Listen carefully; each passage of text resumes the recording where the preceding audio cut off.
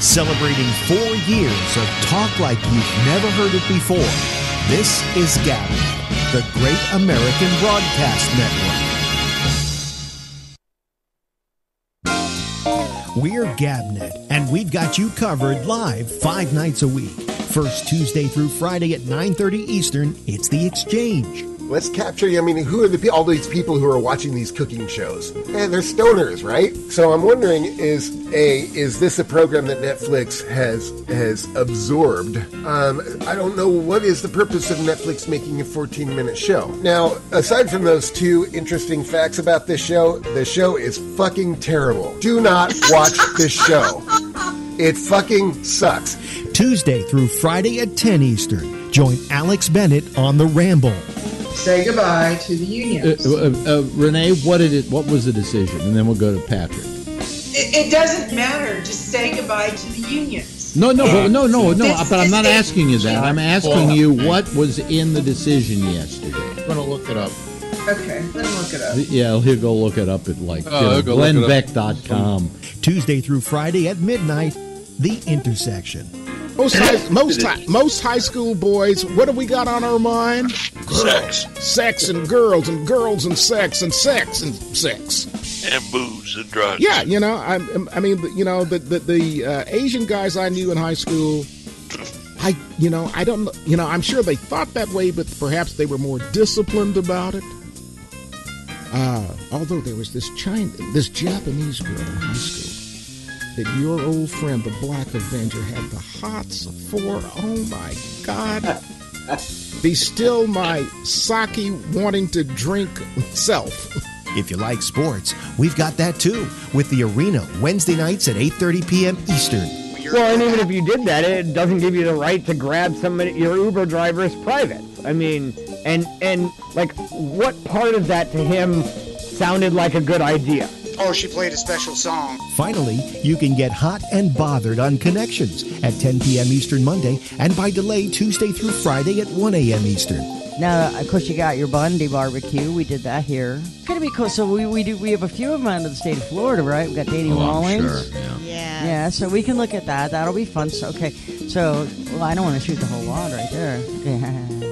No. I'm sure Dahmer will come up somewhere. Dahmer! Oh, yeah. He was fun. A looker, too. Catch up on all the shows with our weekend flashback.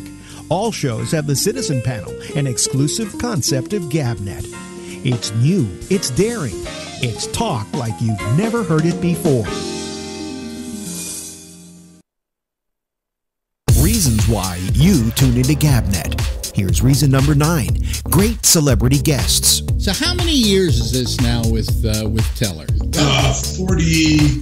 43, and that's 43 continuous. You can try to say Keith Richards and Mick Jagger go longer, but they take 3, 4, 5 years off. Even when they're together, they take the time off. Continuous, no more than 2 weeks working apart, I think. Wow. Like being waterboarded for 43 years. GABNET. Reasons to listen every day. Log on to gabnet.net for more. GABNET. It's talk like you've never heard it before.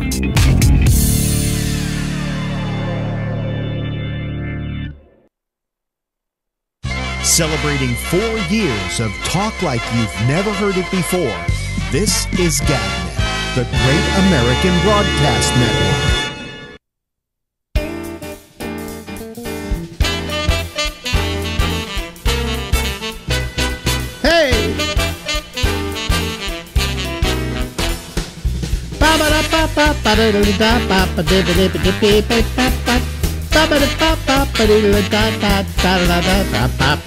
Hello, everybody. This is Alex Bennett, and this is the Ramble, and we go from now until midnight Eastern Daylight Time. About 25 minutes from right now, we will go to the Citizens Panel, but right now, we're going to talk to an old friend out to the west coast of the United States of America, to San Francisco, California, and the lovely musical stylings of Larry Bubbles Brown. Hello, Lawrence.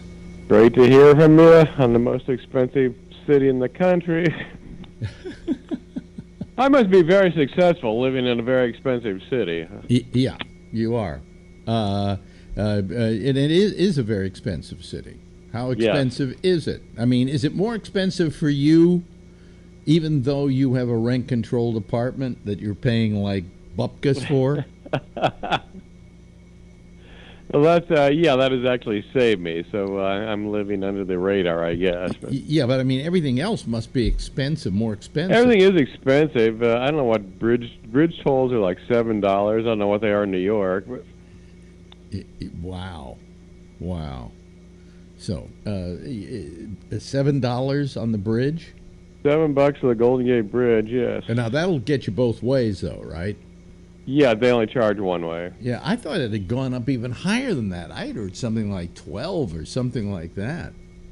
I think it's going to go up in the next 5 years up to like 10. We have a bridge here in New York, the what is it? It's the Washington Bridge, and it is, I believe, going one way. I mean, you pay one way, you don't pay going the other. $15. Jesus. Yeah. Imagine if you're a commuter. That gets expensive over a month. It's all getting too expensive. You know what I hate? You don't deal with this, but I deal with it because I'm a techie. I have certain accounts that I have that I use, like I have a thing called video blocks and another thing called audio blocks, in which I get music that's I can use, without paying for it. Well, I'm paying for it anyway. And video clips that I use for a lot of the artwork on the site for animation and things like that. All right? When I first bought them, they were like, $50 each. Now it's up to $99, and they want to go up to $159. It's like they sneak. Once you're in with them and you need them, they then keep upping the price rather than saying, you've been with us a long time, so you get the same old price. That's the same business model of a drug dealer, isn't it? It really is. You're right. It is absolute. You nailed it. Leave it to Larry Bubbles Brown. He's not even a drug user.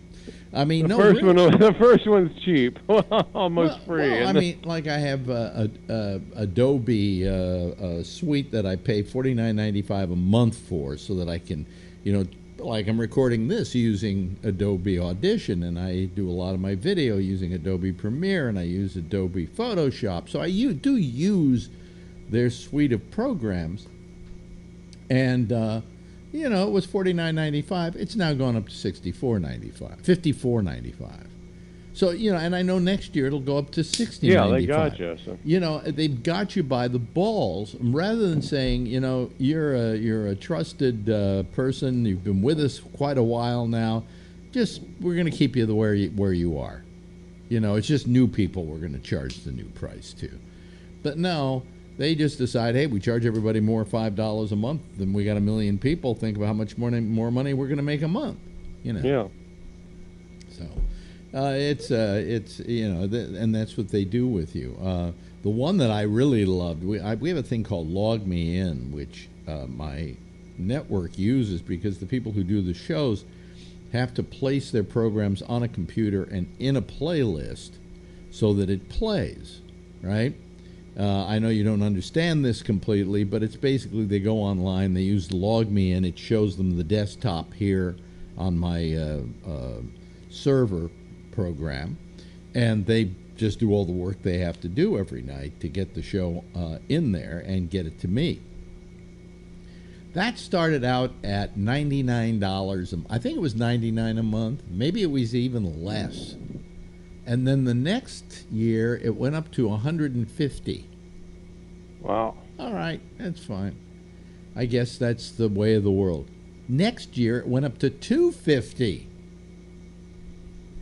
And this year, they said, if you want to renew, it's $350. I said, that's bogus. Yeah. I mean, I need the program, but I don't need it that much. So I went around shopping around for a program that would do exactly the same thing. And I found somebody who had a special deal going on their program for the first year. $6.95. And when when the year is up, it'll be $69.95. a little bit of a difference from $350 to do exactly the same thing that the old program was doing. So, I mean, it's just these people, they get greedy, they get a client base. And then I called them up and I said, you can't just, with Log Me In, you can't just tell them don't renew. You have to call them up and tell them not to renew. All right? So I call them up and they say, why aren't you going to renew? I said, because I found another program for $6.95. And they went, well, we had to raise our prices because we were bought by another company. And I said, that's not my fucking problem. Yeah. The fact that they have to pay for the money they paid in order to buy you doesn't mean that I have to somehow subsidize that. Sometimes trying to get out of something is worse than breaking off a relationship. They won't let you go. To join up, it's just a matter of click here. What's your credit card? Thank you. Or PayPal. You just say PayPal, and that's really quick. And then it's congratulations and welcome to We're Going to Rip You Off for the Rest of Your Life Incorporated. And then when you want to leave, call this number. Dum dum da da da da da. Dum dum da da da da da da da. Just constant draining of online music for about a half hour. That's disgusting, and they make it particularly disgusting because they don't want you to call them. And then finally somebody answers, and then you have to go through this gauntlet to quit the program, rather than just go online and say, I don't want it anymore. Now, some people do that, but in the case of Log Me In, no, we're into heavy security. I remember years ago, I forgot what you had. You had something that you were being charged your credit card, and you couldn't get. You eventually actually canceled the credit card. You had to cancel the credit card, right? Yeah. I do stuff through PayPal because I do recurring stuff through PayPal. But if I don't want it recurring, I go to PayPal and just take it off the recurring list. And that's good. Like I got this new remote login thing, and they put me on a recurring automatically. And so I went online and to PayPal and said, drop this as a recurring payment, so that next year when it comes up, they're going to have to get a hold of me and say, hey, you need to renew, rather than me forget it and all of a sudden, they've suddenly decided to up their price to $3,000 and somehow I get a bill for it. That's what Log Me In was going to do. They were just going to renew it and charge me the new $350. And then they said to me, well, listen, we got a deal for you. I said, oh, okay, now I'm waiting for it. Like they'll really try and match my $6.95, And if they said $100, I might have thought twice about it, They said, we'll lower it at $250 for you. And I went, are you out of your fucking minds? How do you compete with $6.95? And I got to tell you, the program I got works better and is more reliable than Log Me In was. So, It's amazing. They try to... and they're still trying to go after you, even though it's $240 more. And everybody's like with this audio blocks, they wrote me, they put a thing up and they said, we're raising it to $149, but if you renew right now, it'll be $99. So I had to do it, right?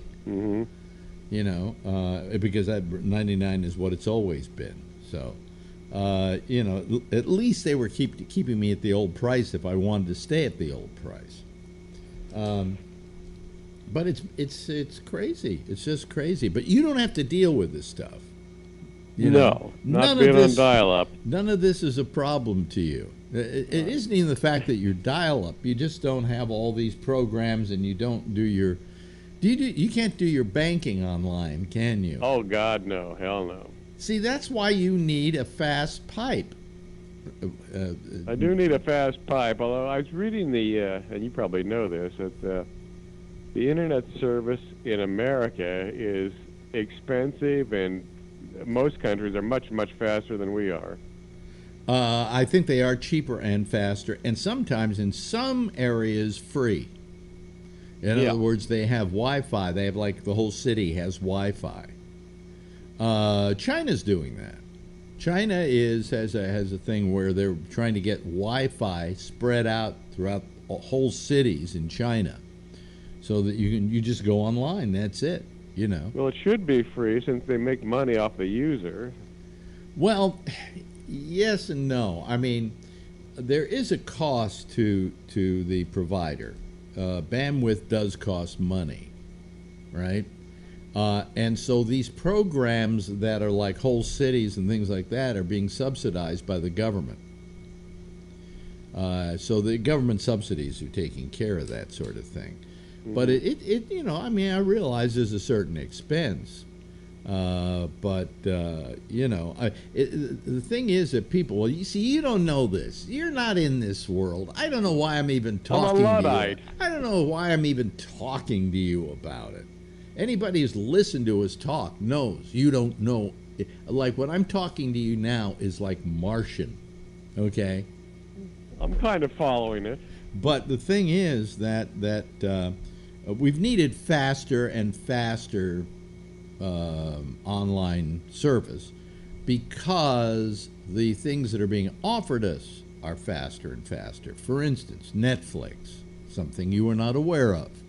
Netflix is responsible rather for something like, I may be wrong about this, anywhere from 60 to 70% of the evening use of the internet. Okay?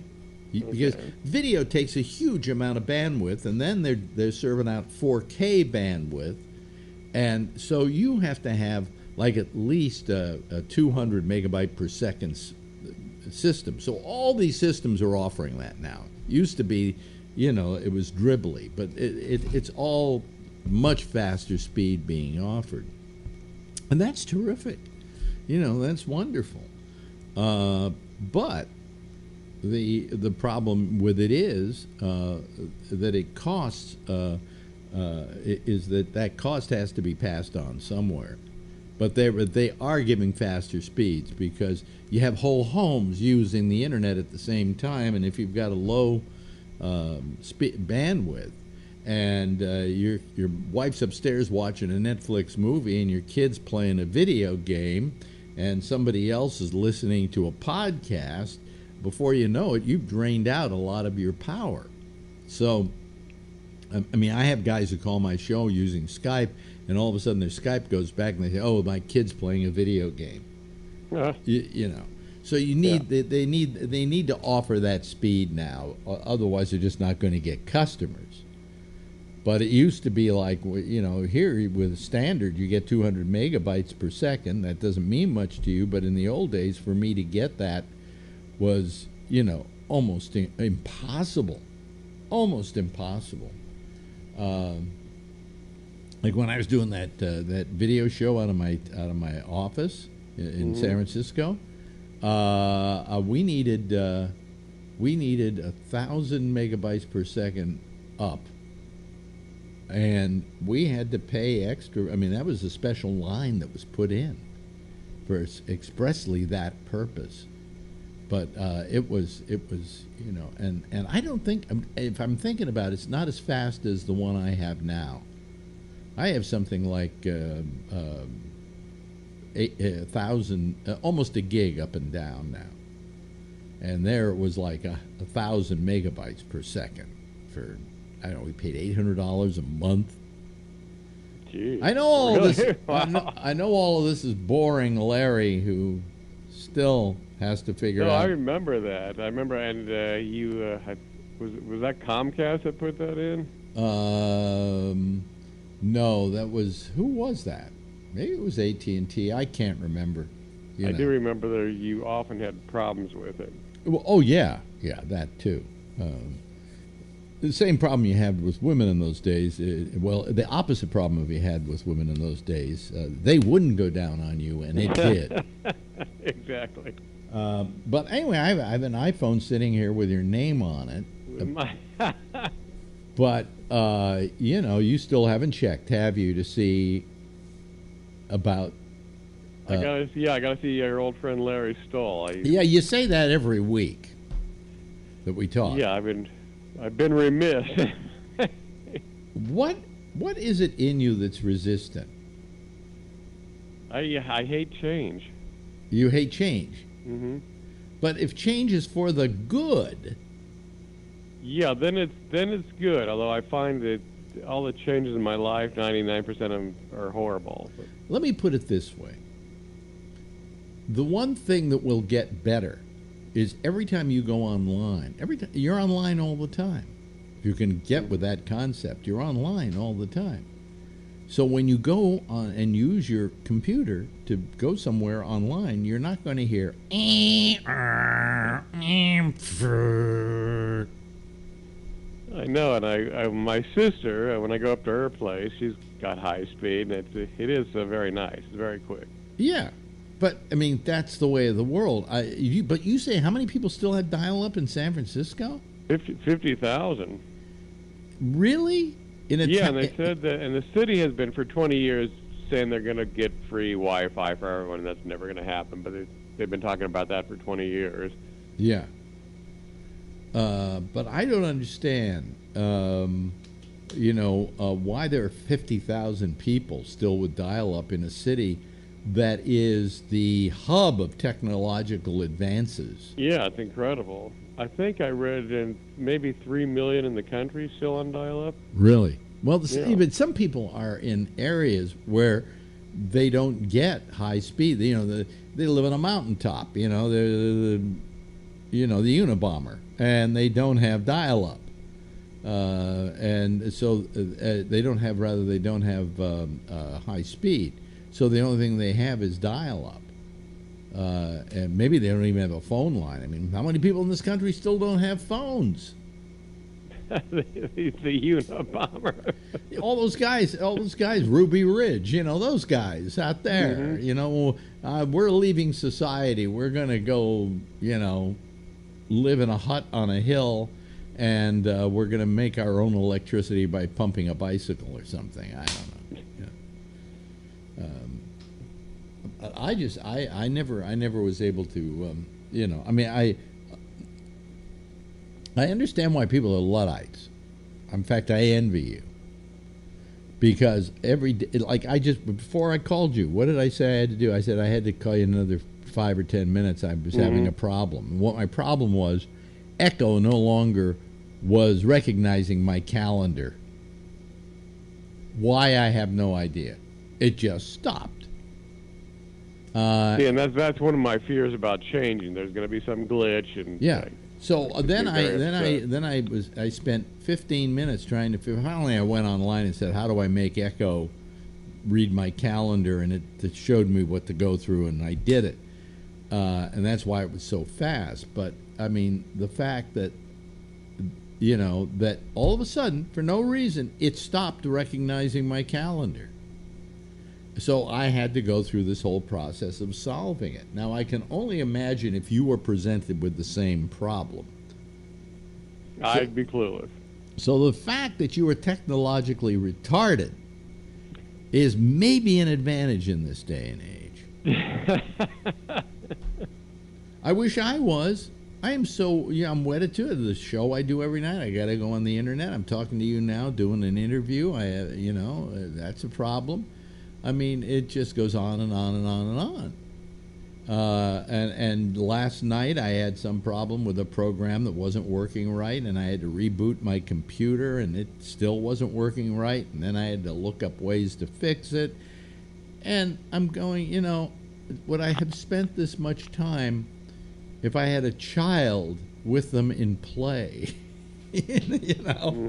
or being a father? No. I'd be on the computer trying to fix a problem. And the more stuff you got, I mean, I had, you know how many computers I have in this room? In this room alone, the studio, I have 4 computers, and they are serving 1, 2, 3, 4, 5 monitors. Jesus. Yeah. And in the other room, I have 2 monitors and actually 3 computers. So, You're literally a TV station. Basically, I radiate from this apartment house. And the thing that costs me the most money during the summer is keeping the air conditioning going on in this room so all the equipment doesn't overheat. Really? Yeah. Yeah, that's my biggest expense. That comes to $500 a month, for crying out loud, for the air conditioning. So, Jesus. yeah. Now, do you have air conditioning? You don't need it here. Yeah, you really don't need it. In San Francisco, apartments were built, at least the early ones, with a lot of ventilation. And you just don't... It's always freezing here. And it's always freezing there. Well, I saw you were having some pretty hot days lately, right? It's been, for San Francisco, fairly mild summer, yeah. But today it's really cold. So. Really, what's the temperature, do you know? It feels like it's probably low 50s, and it's very overcast. Low 50s, and it's overcast? Mm-hmm. Wait a minute, I can tell you exactly what the temperature is in San Francisco. The temperature in San Francisco is, let me see here, it's 54 degrees. What was that? And you're going to go up to a high of 60. Yes, a high of 60. Yeah, and if you get, for every mile you get out of the city, it goes up a degree, so it'll be 90 out in Concord. Friday, Thursday, it's going to be 60, 64 on Friday. The hottest day you're going to get is is next Tuesday. It's going to be 71. Yeah, boy, is it going to be broiling, right? Mm-hmm. Well, I used to have a, we had the studio. I didn't have an air conditioner in the windows because there was no way you could put an air conditioner in the windows because they were one of those windows that open out, So there's no way to put an air conditioner in there. So we have, remember a swamp cooler? Oh, yeah. the dehumidified? And then all the humidity wound up in a bucket, and you had to take the bucket and empty it every couple of hours. Yeah, it was disgusting. It was. And of course, when you're walking with the bucket, it would always slosh. And so then you'd have to get the mop and clean that up. I mean, it was not fun. And that room got hot because I had all that equipment in there. Mm-hmm. So it was. I suffered for my art, folks. You suffered for years for your art. Now I just suffer. I gave up my physical therapy, by the way. I was going to physical therapy for these numb feet. And I found out these guys, these assholes, were trying to upsell me on everything. Like, well, maybe you should go see our chiropractor. Maybe you should go see, we have an orthopedist here. He can give you a shot that will take care of that. Numbness in my feet, a shot will take care of it. What's it going to do? Numb my feet? I mean, and they were trying to upsell me, so I got a hold of my Everything doctor. is the upsell. I hate that. I got a hold of my doctor, and I said, these guys are doing this. He says, yeah, they're trying to sell you other services there. Go get another one. And so he's sending me a new prescription, and I'm going to somebody he recommended. But, again, with the upsell, they're always trying to get more money out of you.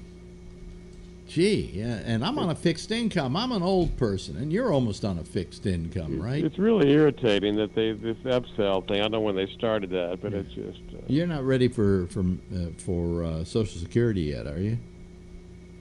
Oh yeah, I took the early. Oh, you took the early. Oh, okay. So you early, get that check's nice. And then do you get Medicare? No. I got the Medicare. You got the Medicare. Started that last year. Yeah. How old are you now? 65. Oh, okay, good. Medicare's pretty cool, isn't it? It certainly saved me money over. Yeah, what I was paying. God, Kaiser was $700 a month for a while. Yeah, you had another name for that. Kaiser, doctor-assisted suicide. Exactly. Yeah. Hey, listen, we've run out of time. It flies by. The Larry when you're Bubbles on the high-speed internet. The Larry Bubbles Brown program, live from San Francisco, is now over. Thank you, Larry. Thank you, Alex. Celebrating 4 years of talk like you've never heard it before. This is GABNET, the Great American Broadcast Network. Wait a minute, hold on a second. Feedback and all that. Jeez, I'm trying to do 80 million different things here at the same time, and I can't manage to do them. Let me turn that on. Okay, hi everybody. I'm hardly ready to do this anymore. I just, I was, oh God. Oh man, oh man, oh man, oh man, oh man, oh man. Anyway, listen, we are a program where people call in and they all talk, but not just one person, not just two people, not just three people, as many people as want to call. We can put on at the same time, and then they all sit here and kind of talk with each other. Some of them argue, although I don't think we're going to have much argument tonight because it's a Phil-free night. So feel free to call. That means Phil, this guy that calls a lot, is not going to be on tonight, and he usually monopolizes a lot of the conversation. And some people are timid to call when he's on, and quite frankly, I can kind of understand why sometimes. But you know, if you've never called this program before, do it. Do it. Go over to gabnet.net. Over the right-hand side of the page, it'll tell you exactly how to do it. And then once you get Skype, just go up to Add Contacts and say, you know, go to Gabnet and then say Add Contacts and go Gabnet Live. And you'll be asked if you want to, you know, be made a contact, and you say yes, and I'll notice it here, and I'll make you a contact, and then you'll be able to call in. Is that too confusing? It really is. Just give me a call. We'll figure out some way to get you on. But here's the part of the program where I sit here and I wait for people to call. Usually Phil's the first one. Scott Boddicker is many times the first one. But tonight, you know, I always keep threatening, you know, if we don't have anybody by a quarter of the hour, I'm just going to sign off. And I've never had to do that because people do call. So I'm having my tea tonight. I really could use a cup of coffee. I find coffee isn't waking me up anymore. I guess I'm getting too old for coffee. It doesn't work well on me. But anyway, it is so warm in here tonight, even in spite of the fact that I have the air conditioning on, because it's just I hate to complain because a lot of you people out there in the rest of the country are you know, just boiling as well. Boy, our air conditioner bill, and we only use really one air conditioner, well, two. This one in the studio, which I keep on because I want to cool the equipment down, because there's a lot of equipment in here that gets hot. So anyway, Tom Yamaguchi is calling. Whenever Tom hears that it's a Phil-free night, we hear from Tom Yamaguchi. Hello, Thomas. How are you? You got it. Yeah, you got it. How you doing, Tom? I'm doing okay. Yeah. Wednesday's usually my busiest day, so I come home and I'm really tired, but I got some more energy. So yeah, I've been tired. I'm tired today, and I don't know why, because I didn't do much of anything. I didn't even work out today. About the time I was going to go work out, all of a sudden a thunderstorm hit. And it was raining like, you know, pissing up a storm, as they say. And I use that as a good excuse to not go down and pedal to nowhere on a bicycle, you know. Well, when I pedal a bicycle, I want to go somewhere. Yeah, absolutely. I'm not going to pedal a bicycle unless it takes me someplace. And that's probably been very good for your health over the years. Yes. You know. I'm sure you have not suffered any heart problems at your age. I've actually started a cholesterol low, one of those statin drugs. Yeah. I actually started a statin drug, but otherwise I am in good health. Statin drugs are amazing. They're really amazing. You know, yeah. They really work very nicely. But anyway, so what was I going to say? I had something I wanted to talk about today. You know, I think about, I got something I need to talk about tonight, and then it comes time to talk about it, and I can't remember what the fuck it was. You know. I am going to be going back into radio. Oh. For one night. Oh, when? On the 26th of August. Okay. My friend, what's the name he uses? Walter Sterling? I know him by another name. He was staying with you. He was a house guest, right? Yeah. He has a national program on Sunday nights on something like 50 stations or something like that. and he asked me to be a guest host on the 26th. And in the beginning, I kind of told him I didn't want to, because I felt that, you know, enough time has passed that I just don't feel I have my chops up to do a radio program, you know. And he said, no, he passes by this office when I'm doing the show, and he listens to it, and he says, "You're better than anything that's on radio right now, even now." So, I that kind of flattery, I guess, will win me over. But I still kind of, I don't know, I'm still hesitant about it. But I told him I would do it. So. Yeah, please do it. I'd actually like to listen. Well, it's on in San Francisco. Oh, it's okay. I don't know what station, but it's on in San Francisco. I'll find out before the time. You know. Well, if it wasn't, I would listen online because all these stations have internet streams now. Yeah, he's out of on a stream out of Chicago. I think out of a Chicago station, but I don't know which one. But anyway, so I will I will make everybody aware of when I'm going to do it and so on. But it's the first time I've actually done a radio program in 5 years. So. Wow, that's amazing. Yeah. Really amazing. Yeah. So it's kind of a little. There's something depressing about it too. I don't know what. I'm very apprehensive about doing it. Plus, when you're doing somebody else's show, I told him, I said, when you do somebody else's show, your job is not to go in and do the Alex Bennett show, right? Mm-hmm. Your job is to go in and do his show. And he said, don't do that. Just go in and do your show. But still, I'm probably not going to deal with politics because he doesn't. And that's just fine with me. I'm so fucking bored of the whole mess. So what kind of show does he do then? It's kind of lifestyle stuff, but he never gets into politics, really. He tries to veer away from that. He feels there's too much politics in talk radio, and I quite agree. I mean, that's what I kept telling him at Sirius XM, well, I don't want to be serious all the time, because, people actually in this day and age, they deserve a laugh and they deserve to feel good, more than anything else. I always look at it. In our country, we define... Wait a minute, you must have touched your microphone and you were getting muffled. I say, we define politics too shallowly.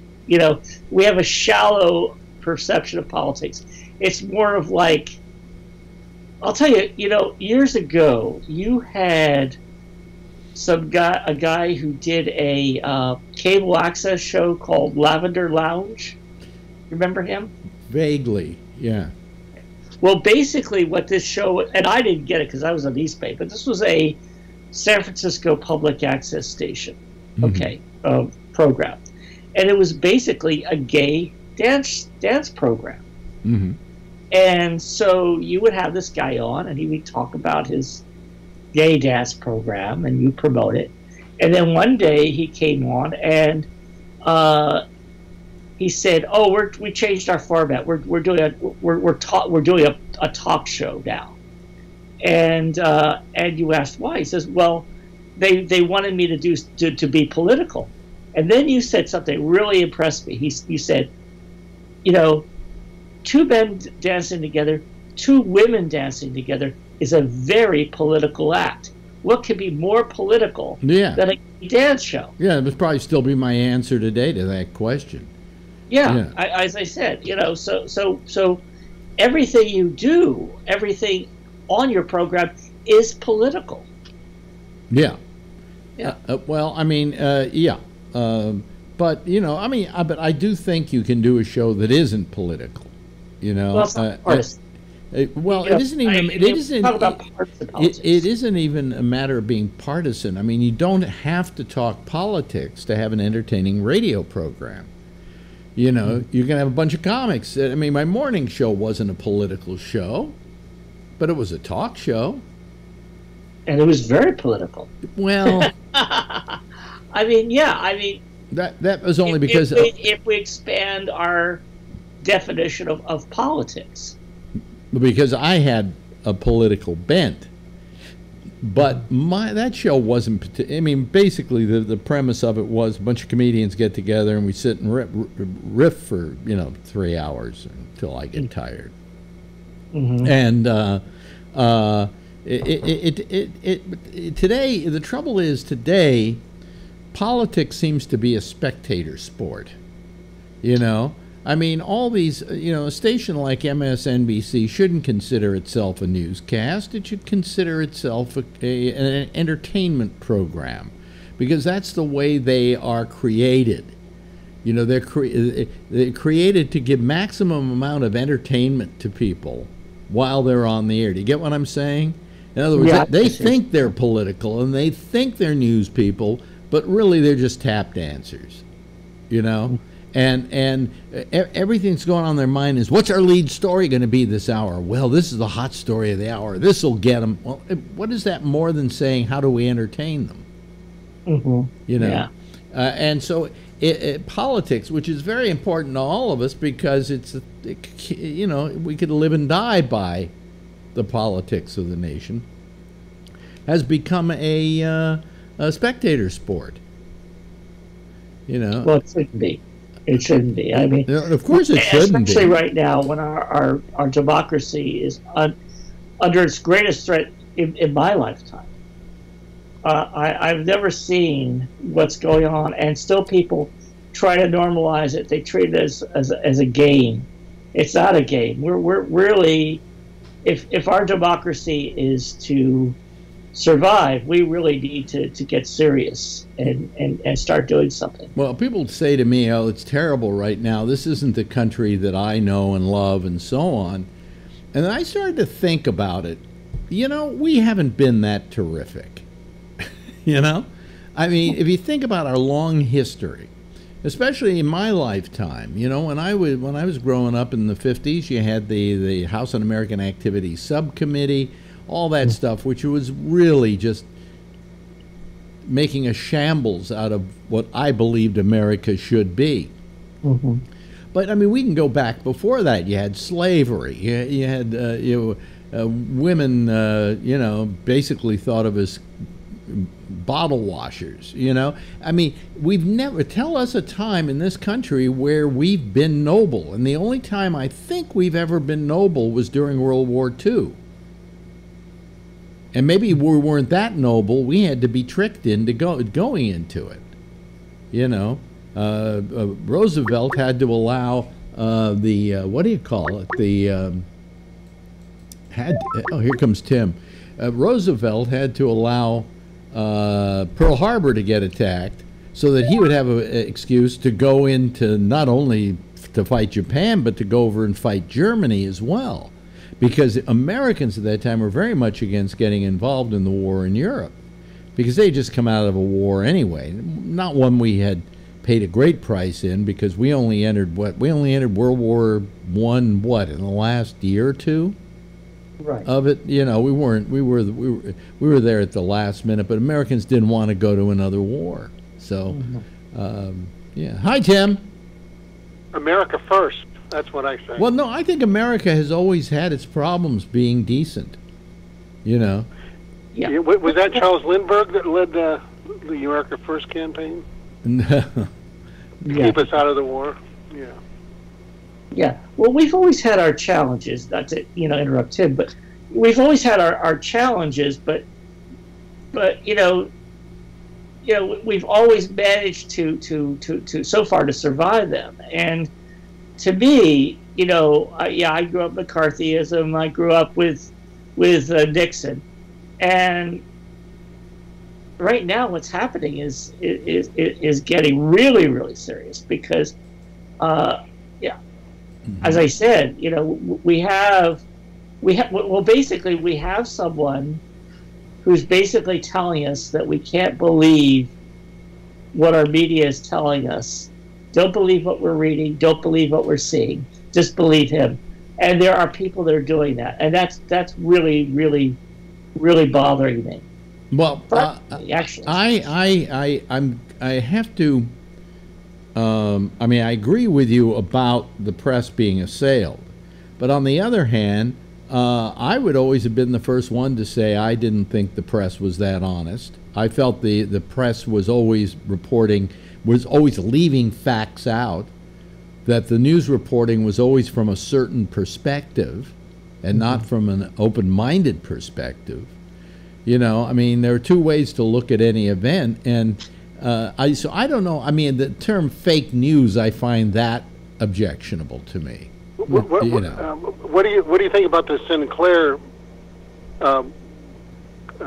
Is that going to? I think they're going to block that now. That's being looked at again. Well, I mean, look, you know, expansion has been stopped temporarily. You know, anybody who sits around, boy, we're going to have nothing but people are calling by audio tonight. Here's Steve. Hello, Steve. How are you? Hey, how you doing? Yeah. The thing is, when you get to the Sinclair deal, you know, people are assuming that owning TV stations and radio stations has with it any importance anymore. And to a younger audience in this country, those local stations are being supplanted by the fact that, you know, where are young people getting all their information? Off the internet. Where are they watching all their news? On the internet.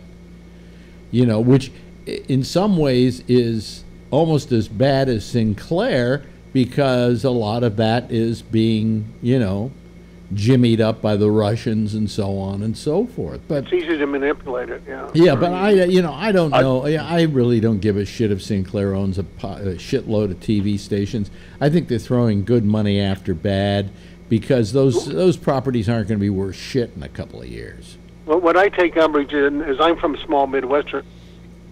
The local news anchors were a vibrant part of the community, still are in many places. Wait a minute, and they kind of coerced them and made them kind of dirty. Wait a minute, hold on a second. I want to put somebody on stop a call here, and then bring them back. Add to contacts. Let me call them. Let me see if we can get them. Add them to this group here. Wait a minute. Add to contacts. Oh well. There's a guy that called Quixlan, I think is the name. Add to group call. Here we go. We're going to add him to the group call. Quake. Hello, are you there? Are you there? Hello? Yes. What's your name? How do you pronounce your name? It's Keenan, actually. It's Keenan. Okay, Keenan. Uh-huh. And where are you calling from? First-time caller. Where are you calling? First-time caller. I'm calling from Bangkok. From Bangkok, Thailand?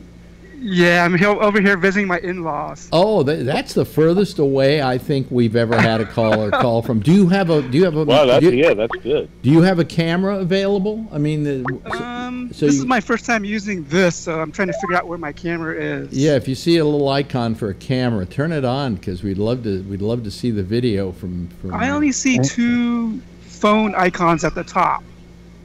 Two phone icons. Oh, he's looking at his screen. Yeah. I'm looking at my iPad. This is an iPad. Yeah. Oh, put your cursor towards the bottom of the screen and see if there's some menu choices. Yeah, hit the bottom of the screen. Is it on the corner? Yeah, you might see a camera somewhere there. Is that it? Wait a minute. The thing that's a camera. Do you see a picture of No, go ahead. Do you see a picture of a camera? No, Steve, be quiet. Yeah, I can't seem to see it. Oh, okay. See. Well, at least we're hearing you from Thailand.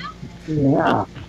Oh wait, I think I see video here. Yeah, there you go. There. Bravo, ladies and gentlemen, live and direct from Thailand, ladies and gentlemen. Now, it's where? By the way, what time? What is it, like 9 to 10 in the morning? It's before 10 o'clock in the morning.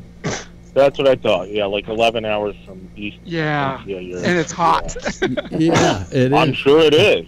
Where are you right now? Are you in an apartment? I'm at a Novotel hotel. Novotel. Sukhumvit, which is the main downtown area. They even have Novotels in Thailand, right? They're like all over the world. Yeah. They even have one in Times Square. I'm pretty sure they do. Thank God for Novotel, though, because when I was traveling through Europe, some nights, I'd just drive, and some nights I wouldn't have made a reservation at a hotel. And all of a sudden you'd see a Novotel, and you go, well, at least I know it's going to be clean. Yeah, it's a very nice hotel, actually. It's not that expensive. Yeah. It's only like $100 a night. Yeah. Yeah, they're reasonable. So- They're very reasonable. Yeah. Yeah. Yeah. So, so you have family in Thailand? Yeah, my in-laws. I just came back from their village in northeast of Thailand, and it's totally different lifestyle there. But they're rice farmers. I see. And is it kind of primitive? I mean, or is it? Or we tend to think of those things as primitive, but I mean, is there electricity where they live and so on? And... Yeah, there's electricity, but it's a hard lifestyle. I've been there 4 times already, and each time it's getting harder to stay there a long time because I'm so used to living in the Bay Area. Yeah. Now you're originally from there, I guess, right? Yeah, I'm just here on holiday. I'm going to go back in about 4 or 5 days. Yeah. Back to the Bay Area. Yeah, but were you born there? Yeah, born and raised in San Francisco. Oh, in San Francisco. Okay. Yeah, I'm living in Oakland now. So. How is Thailand as a country, though? At the present time. It's a great country. I think I'm going to plan to retire here because the cost of living is so cheap. But the people, as soon as you get out of the airport, there's a sense everyone's just smiling at you, and it's like a sense of happiness. And when they see foreigners, get angry or anything, they just look at them, smile, and walk away. Yeah. How's the political environment there? You can't say anything, against the royal family, but other than that, it's okay. Yeah. It's fine. Well, I mean, just don't carry any drugs with you. That's for sure. My question is, would you want to say anything against the royal family? No, you definitely don't. Hey, now, even though I don't consider it drugs now, it just came out yesterday and this morning in the news in New York City. You can just carry weed or smoke it. You can have it on you, and they can't bust you anymore. Where? Yeah. Where's that? New York. In New York City. Well, we're talking about Thailand right now, Steve. I know, but you mentioned drugs, and I just thought I would mention because he said you can't carry drugs. So I thought, in Thailand. In Thailand, yeah, they'll put you in jail. We don't give a shit about New York City, and I live here, and I don't give a shit about New York City. Yeah. I've been smoking pot in this city for years. It was just an item from today. So with a complete lack of getting arrested. Hello, Steve. Jeff, by the way. Jeff has joined us.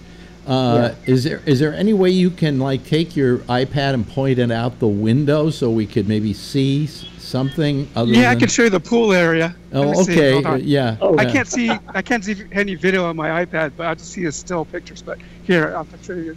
I'll do it around. Yeah. Oh, there we go. Right. Something that's not what I expect Thailand to look like. I expected you got some nice buildings there and so on. It looks like a very real metropolitan area. Yeah, it really is. If I didn't know that was Thailand, I'd come up with any number of different ideas of what that was. How hot is it there? It's pretty hot. I mean, of course, after you take a shower, you go out in the street and you start sweating right away. Yeah. Usually, if I'm in an air-conditioned, building, I'm good for maybe 15 minutes, and then I start sweating. Okay. So, but I mean, Alex, go ahead. Yes, Steve. I was going to say, if you call me back, I may be able to. A friend of mine showed me a couple of days ago how to use the camera and do a video. Well, I don't want to go through that right now. Yeah. Okay, don't worry, Dad. I just wanted to offer it for the future at least anyway. Yeah. Okay. Of course, you're coming back to the United States, and you're over there in Thailand, and what is their attitude about the United States at the present moment? Is there I don't hear too much about anything. Wait, hold on for 1 second. My daughter's...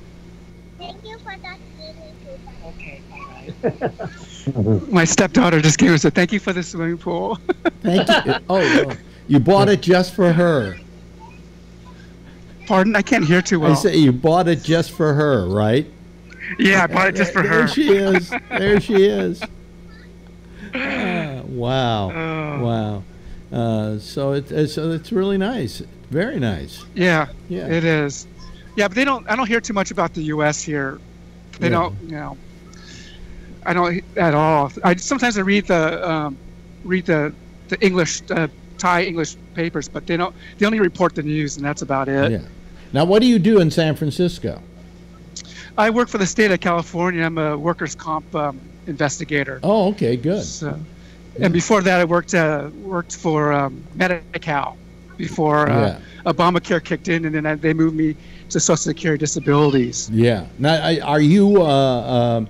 Do you live in San Francisco proper? I live in Oakland. I actually live across from the Lake Merritt area. Well, who can afford to live in San Francisco anymore? I know. I'm kind of lucky. I have a one-bedroom condo, so but it's kind of tight with four people in there. What area? And it's fine. No, what area of Oakland? What area? Lake Merritt. What part of Lake Merritt? You know where Fairyland is? Yes. Right across the street. Okay. Wow, we're getting a lot of people joining us. Point, right? Yeah, Adams Point. Yep, you're correct. My daughter lives in Adams Point. Oh, it's a great area. Just don't go east or west. It's beautiful. Yeah, it is. It is, and they're building a lot of condos there now. So. Yeah. One more person and we'll have a full house, but we have Tim and we have Steve and we have Jeff and we have Kevin and we have Tom and we have Keenan and we have and we've just been joined by Ray. Howdy do. Yeah, Ray. Keenan's in Thailand. I know. You know, I wanted to say to him, I did Muay Thai kickboxing for like 15 years. I quit a year ago. And I have one of my best friends is from Thailand. He's the nicest guy in the world. Man. The people, I love those people. I don't think you have to. Thai people are so nice. I don't think you They're actually so mellow and so nice to each other. Yeah, I don't think you have. My wife is like really calm person. Yeah, so Keenan, it's wonderful. You probably don't have to hold up the microphone to your mouth. I think it may work just fine. Yeah, talk to us now. I'm just afraid of the noise because I'm by air conditioner. Oh, you're fine. Yeah, you're your fine. wife is from Thailand. Yeah. And she has a great, nice family and everything. You know what's happening? The family is very, very, very humble. Very, they're rice farmers. Yeah. So, and they're really family oriented. Yeah, they are. Yeah. They are. Yeah. It kind of makes you appreciate what you have. I mean, considering they live on basically very little. Yeah. Are they happy though? That's the most important thing. People I've ever met. They're so nothing bothers them. Yeah. I wish that we could be that way here. I don't know. You know. I'm on the phone. Hello, let me wave at her. I'm talking on the. Yeah. What compelled you, Keenan, to just call us tonight? You could have called us when you're in San Francisco and you're near a computer. I know. And then all of a sudden you decided. The first time you're jittery trying to call. And are you using? I'm embarrassed. So I figured I might as well just call now. Are you using the hotel Wi-Fi? Yeah, I'm actually using my SIM card because the Wi-Fi here at the pool is kind of slow. I couldn't connect. Oh, I see. But that doesn't cost you a fortune with the SIM card? I mean, the foreign... The SIM card I got about 2 weeks ago when I landed. It wasn't very expensive. It was like $15. Oh, the SIM card, and so it's local service you're getting. It's one of the cell services. Oh, here. That's cool. That's cool. It's so cheap. That's one thing I like about it here. If you need to add money to your SIM card, just go to 7-Eleven, pay, Here's what's amazing to me is you are in Thailand, and we have somebody who calls us from Dubai, and the thing I notice is the picture is extraordinarily good. Oh, really? I mean, when I was a little boy and I watched television, they had the first shot ever coast to coast using the coaxial cable, in which on one part of the screen they had New York City, and on the other half of the screen they had the Golden Gate Bridge, and it was in black and white, and everybody was, isn't this marvelous that we can do this now? And now look at us. I know, it's amazing. In my lifetime, I've gone from that to, so you're in Thailand, huh? Look at him, folks. He's in Thailand. Happy Skyping, Whatever. It's more like a ham radio. Yeah, in its own weird way. Yeah, you're right. You are. Right you are. Hello, Kevin. How are you? Okay, how y'all doing? Yeah. What? Maybe you should maybe put your microphone up to your mouth a little bit there. Yeah, it's Keen. a little weak, along with myself. I think it's the background noise from the swimming pool. Yeah, Keenan. Yeah, just hold it closer to your mouth. Should I just go ahead and mute it? Mute it when you're not talking, okay? Okay. And when you want to talk, the right buttons. when you want to talk, just mute it. It doesn't matter if you're accidentally going to turn yourself off, then don't do it. But yeah. Okay, I can see now. Okay. Yeah. I'll just cover the mic. Yeah, that'd be the best way to do it. Anyway, how you doing, Kevin? Good. How about yourself? Yeah. Your health holding up and everything? Yeah, pretty much. Yeah. Pretty much. Yeah. Got the old colonoscopy scheduled for the end of the month. Yeah? Yep. Yeah. Got a CT scan scheduled. Oh, wait. Is the waiting room open yet? Go right ahead. I got all kinds of stuff going on this month. Really? Son of a bitch. Well, you know. But I've decided I'm not going to complain anymore since I went to see my friend up in Oregon. Why? Well, what's the problem with your friend up in Oregon? Oh, he's the one that he got diagnosed with ALS. Oh, really? Learning a lot about ALS. Oh, Jesus. Yeah, I had a friend a couple of years ago that. If you could mute yourself, Keenan, that really would help because it. Okay, let me see if I can find the mute button here. I wish I had my iPad here. I'd show you what it was, Close but. to your microphone. Huh? Should be close to wherever you. Oh, I see it now. Hold on. Yeah, it's like a microphone. There you go. That's fine. Then when you want to talk, do it. Okay. Yeah, that's better. But yeah. Yeah. I spent 8 days up in Oregon with him, and it was a tough time. Really? I mean, has he progressed that far? Well, he's at the point where he's got to use a suction machine for his belt. He can drive. He's got all his limbs working. He can do that, but he can't talk well. He has to eat through a tube. Now, ALS, is that Lou Gehrig's disease? Yeah. Wow. Which how amazing was that a guy named Lou Gehrig got Lou Gehrig's disease? I think that was amazing.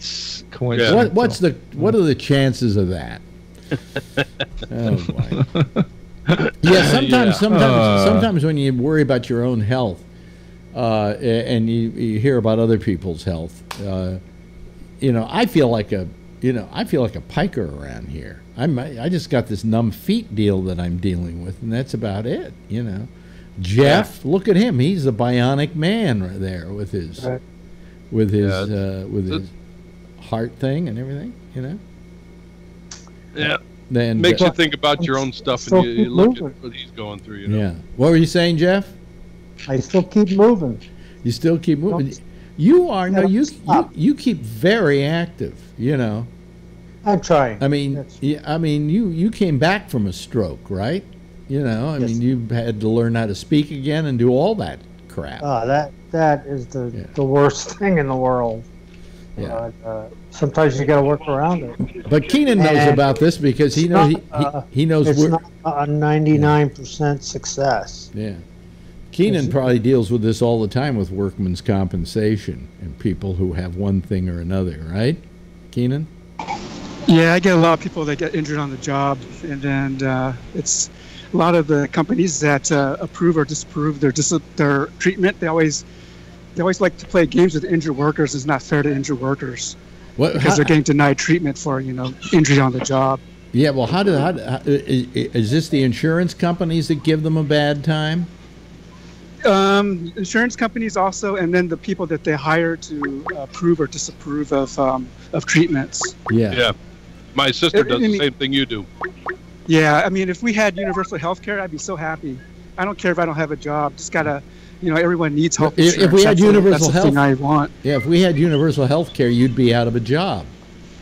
I don't care. I mean, I think it's the right way to help people. That's the way our country should be, is to do whatever we can to help people. That's the bottom line. That's interesting because that's exactly what my sister says too.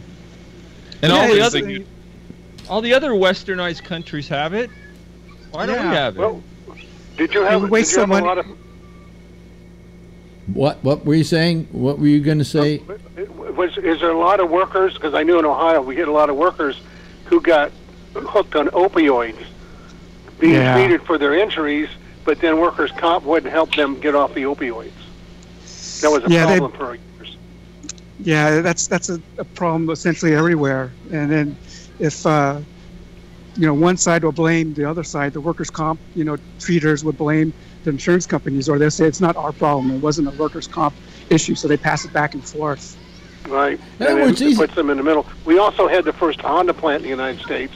And if you filed for any kind of, they didn't believe in sick leave or anything like that, and if you filed for workers' comp, they would freeze the family out of any benefits for a long period of time, including your 401k money. Wow. They were terrible. Well, they didn't believe in it. The insurance companies don't want to pay, do they? Especially workers' comp, they hate paying because they get stuck for a lot of money, sometimes for a long time, and the employers also give them a hard time because the employers don't want to have to pay anything. It's all for profit. That's what it is. They process claims. They get money for that, and then the more money they save, the more money they make. Wow. There's people in the Bay Area who get hooked on opioids on workers' comp, and then they cut them off. And they're just like, middle-aged, high-tech people, and they go out and buy heroin on the street and then die. John Rockwell has his hand up. Yes, John. Yeah. Well, I wasn't even sure I was going to go on, but I heard Kevin talking about the guy with the throat thing, and I was just at my local bar with another guy, progressive bulbar palsy. Right. Yeah. It's a very rare version of ALS. That only really affects the throat, the mouth, and all that. He is about a year and a half into it, and he's still able to do a lot of things. He hasn't gotten to that point, but there will be a time when they're going to have to intubate him, and then there's going to be time later that he's not going to be able to breathe, because that whole throat and mouth is just going to be frozen. It's freaky. Boy, he has no idea how he got it. There's something something to be said for being hit by a Mack truck. Yeah. But he's doing a lot of traveling now with his wife and kid. He's doing all the bucket list. He's been doing for almost the last year now after he got diagnosed. It took him forever to get diagnosed. Yeah. He was because he was talking like he was drunk all the time, but he wasn't drunk. Right. And finally he got a doctor who knew what this was and said, oh, no, that's what you got to deal with. He also got his insurance company somehow to pay for him to do a test of a Japanese ALS drug. The other ones, they didn't want to do it because his condition is so rare. We don't really care whether you get better. We're trying to find a cure for ALS, the big, that everybody gets. If you're just a small version on that, and there are only a few people, they're not really that interested in putting you on these tests. Which I sort of understand, but it feels sort of crappy, isn't it? It's like, hey, Let me ask Keenan something. Keenan, in Thailand, since you're there and you know a bit about the culture, do they have medical plans for people there? I mean, do they have health in general? It's like universal health care for them. I think my wife, when she was here, she only paid like very little money per year. Actually, it wasn't very much, but they can go to the clinic and get taken care of. But the only problem is that a lot of the tourism hospitals here, they've taken away all the good doctors and take them to the tourism hospitals here to work. By the way, they're slowly trying to build up their doctors back into the clinics. We've been joined by Tony, by the way, and that makes it a full house tonight. Oh, hey. I heard you talking about ALS. Mm-hmm. Yeah. My uncle had passed away from that years ago. And you know what I was going to tell you this. You know what they thought it might have been, Alex? Well, they weren't sure. I was talking to his doctor, I'll never forget it, who tended for him. He thinks when they were in the Army, rumor was that they think it could have been when they were testing them with certain things because the Army picked up all his health bills at the end. That was like, I know they never had a conclusion. They think when they were getting vaccinated, the doctor told me that could have been something that could have triggered it. Wow. When they were vaccinating them. No idea. Keenan, what's the weirdest claim you've ever had to deal with? Mike? I don't know. It's kind of, I don't really deal with the claims. I just oversee the companies that make decisions for, approve or deny claims. Yeah. So, but I'm trying to think for like Medi-Cal. When I did Medi-Cal, I had weird people just ask for gym memberships, because of their disability. They want like lifetime gym memberships. So, something like that. Were they entitled to lifetime gym memberships? No, not really. Oh, okay. Yeah, my sister told me about one that had limo service for I don't know how long until they caught him. Yeah. Stupid things like that. I take the bus. Limo service until they caught him. Sure. As far as claims, I saw a big difference between Ohio and Michigan. Ohio, you could get permanent total, which means you could get benefits your entire life. Yeah. Michigan, everybody in Michigan wanted to settle, and the people would get $100,000, maybe $150,000. The money would run out in several years, and then they'd have nothing in it. If compared to lifetime benefits, which is worth about $500,000. So they got off cheap in Michigan, and the attorneys went along with it. You know what I find really bizarre is that we can't come up with universal health care here, and yet Thailand, which we think of as a country full of rice paddies, can come up with it. Right. I mean, what is the big scientific? What are you showing us? And they like to smoke, don't That's a beach in Thailand. Oh, that's a beach in Thailand. Okay. Live. Live. There's Oh, all white people there. It looks nice. yeah. There's only- Imagine you see Phil Look at this scuba girl. This is, something? It looks like The Republicans are going to going to make it harder to get Medicaid in Michigan, so that it started. Well, I just don't understand what is the rocket science that needs to be accomplished in this country to get universal health care. Other countries, if Thailand has it. By the way, you know what's kind of interesting though? A country that doesn't have universal health care, because most countries do, okay, in the civilized world. But you know who doesn't? And you would think they would. They're allowed to. Wait a minute, hold on a second. You know who doesn't have it, and you would think would have it, is China. They don't have it, which is fascinating to me, because aren't they a communist country? Isn't the heart? You would think that it would all be, Isn't the heart of that Alex, concept? you know what else they don't have? Yeah.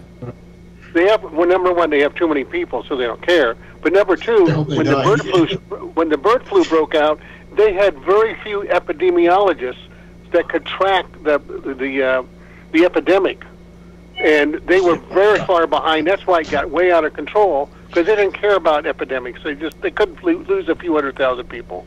Yeah. Yeah. Well, and that's how the bird flu got so bad and spread so quickly. Well, the bird flu, all the flus start in Asia, and work their way over here. Yeah, yeah. I don't know why we don't just I don't know where they start. Do you have any idea, Keenan, or anybody? No. It's probably from like the chickens and the farm animals and stuff like that. Yeah. Yeah, there's a lot of farm animals that are touched by the hens. Yeah. Yeah, because there's in my wife's village, there's a lot of little chickens running around. There's buffalo and stuff walking around, and it's not like a clean area either. I mean, there's garbage everywhere in a lot of places. Actually, it started with the $15,000 ostrich jacket. That's where the biggest bird in the world.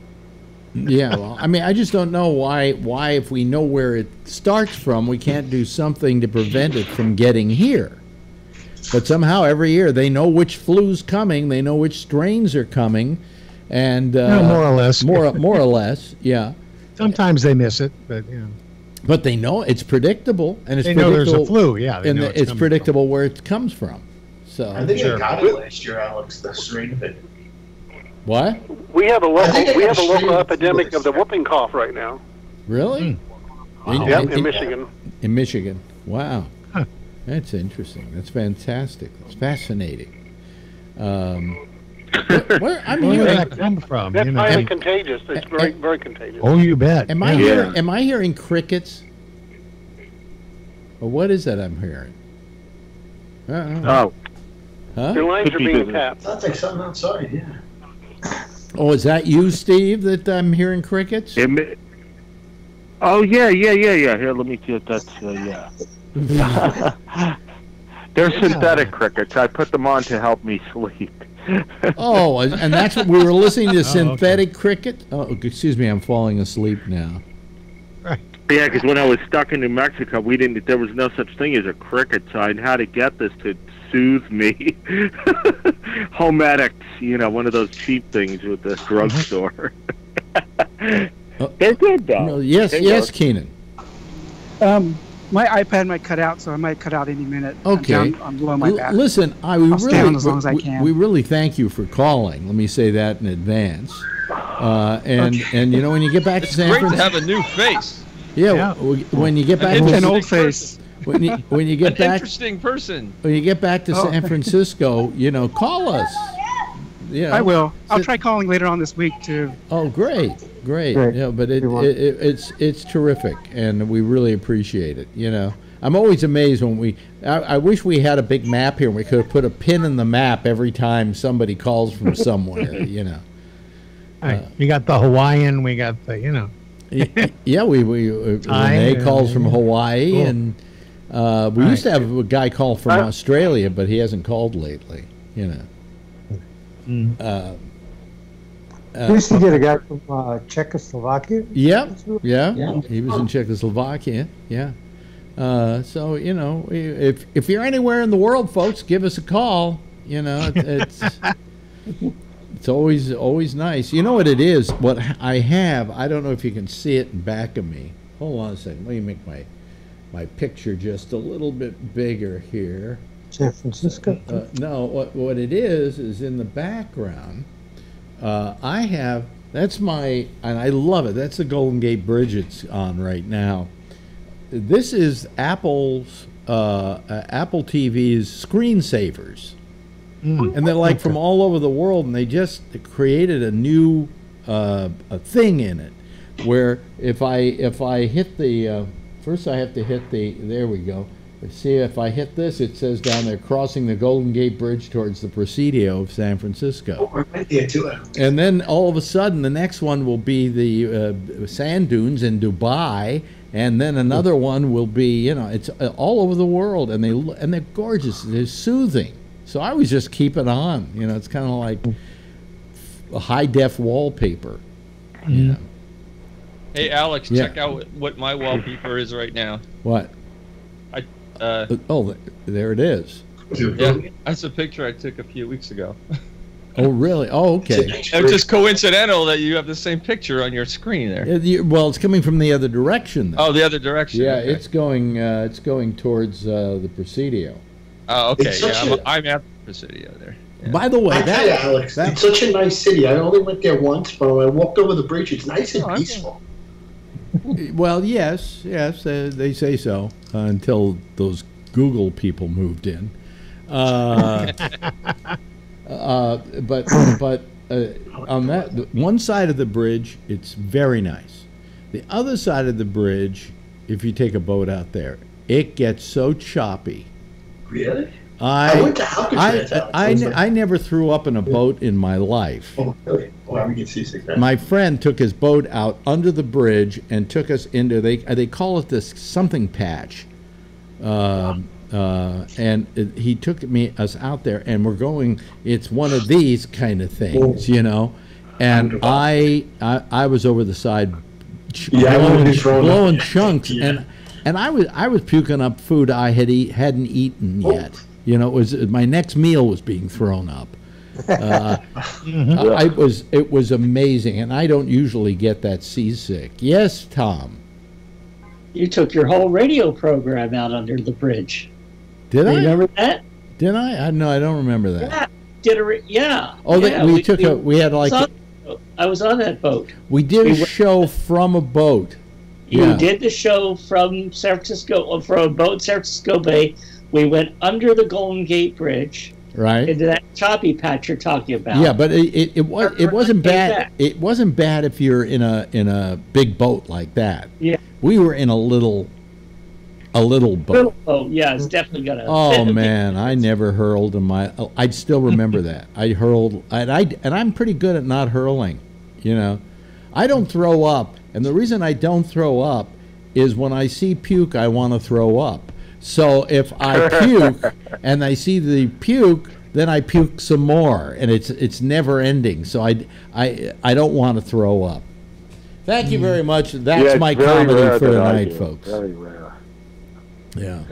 Seinfeld, they went 9 years without throwing up, right? George and Jerry. It was 9 years of not throwing up. Is that what they said? Yeah, it was an episode, and then finally someone threw up. Oh, really? Oh, boy. Oh, me, oh, my. As George Carlin would say, shouldn't you really throw out, not throw up? Because then you have to get up and move out of the way. Right. All right. Yeah. There's something like that. So, like he said about doctors, somewhere in the world there's the worst doctor in the world. One of them has to be the worst. The bad thing is somebody has an appointment with him tomorrow morning. So we started out the show, Tom and I, talking about the fact that things are terrible, but then I said they've always been terrible. I mean, there's always been some kind of thing where I've had a reason to be ashamed of this country. You know, we came out of World. The only time, as I said, we were. I mean, I've been watching again this documentary on the Roosevelts by Ken Burns, and you think, oh, they had great presidents back then, like Teddy Roosevelt. Teddy Roosevelt was a fucking imperialist.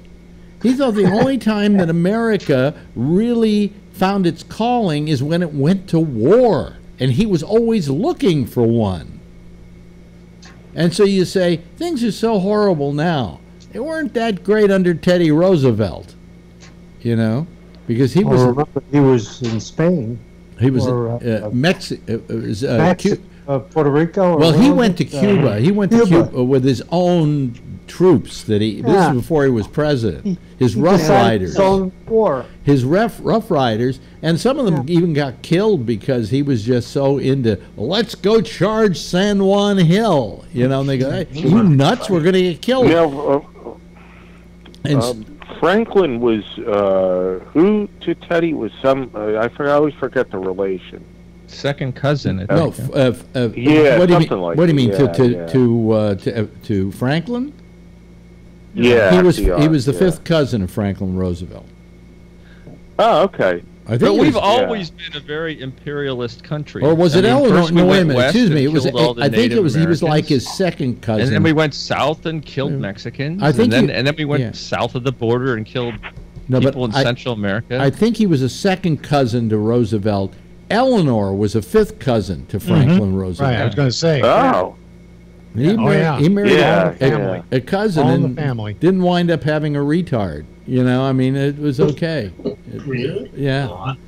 Yeah. The whole Franklin family married within each other.